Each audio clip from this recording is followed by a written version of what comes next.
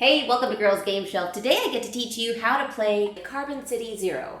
But before I dive in, I wanted to let you know that all proceeds from this video are going to the Environmental Defense Fund. The link is below for more information on how to get involved in keeping the outdoors a nice place to be. Carbon City Zero is a deck building game with themes in sustainability and environmental awareness. Each player is the mayor of a major city, and you're trying to create a carbon neutral city by getting your score from 40 all the way to 0. You're going to do that by drawing cards from your deck and purchasing more cards from the marketplace that help put your city on the path to renewable energy and happier skies. Each player receives a starting deck of budget, global marketing, remote properties, and poor housing stock cards. Then each player finds a suitable token and places it on the number 40. We're going to use a rock because that is thematically sound.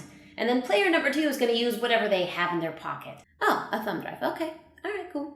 Next, set out the marketplace by flipping over 5 cards. The space next to the marketplace is going to be the landfill. That's where cards go to die. Until you go all the way through the deck, then you can shuffle the landfill back in.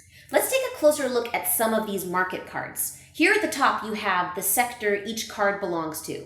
This matters because a lot of cards have a linking ability. And if you get 2 cards from the same sector, then you get to use those abilities. Up here is how much the card costs, and down here is the income it yields. And of course, the special rule that you'll have to play out if it's drawn. Down here on the card is the important stuff. See that number right there? You will either increase or decrease your carbon level based on that number.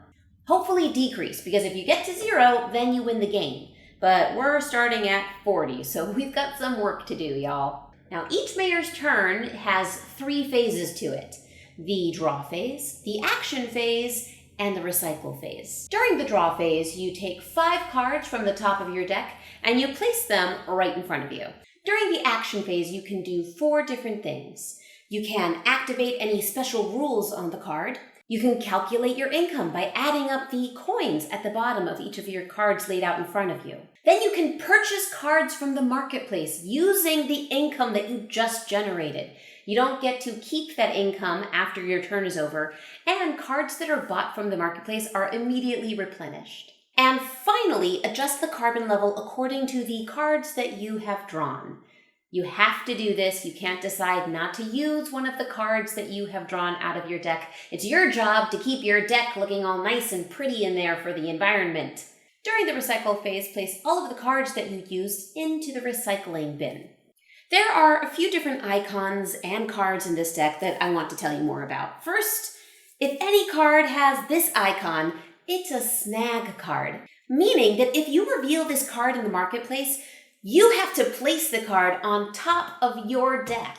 This can be a real bummer, especially if you draw cards like funding cuts and poor communication. It just slows you down from really getting any work done in your city. And sometimes those cards will even cost you money. Also, there are these global cards. These cards are as beautiful as they are rare. There's not that many of them in the deck. Global cards are basically when the world agrees on how to solve a problem. So like everybody agrees that there's going to be 6 cards in the marketplace instead of 5.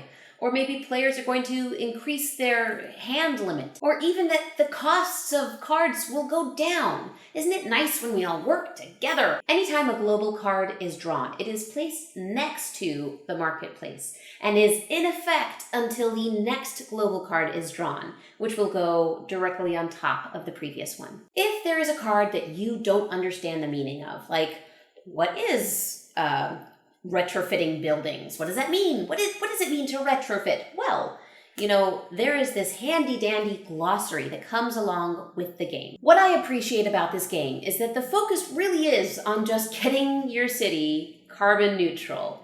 I don't feel preached to by this game. And if you're curious about what the cards mean, you have this glossary that helps you dive deeper. To me, this makes the topic really approachable and accessible. And it's a strong way to spread the message that sustainability and renewable energy are winning strategies. So I hope that you'll check this game out when it comes on Kickstarter. I'll leave the link below for more information. Thank you, as always, for watching, and I'll see you next time on Girls Game Shelf. Bye!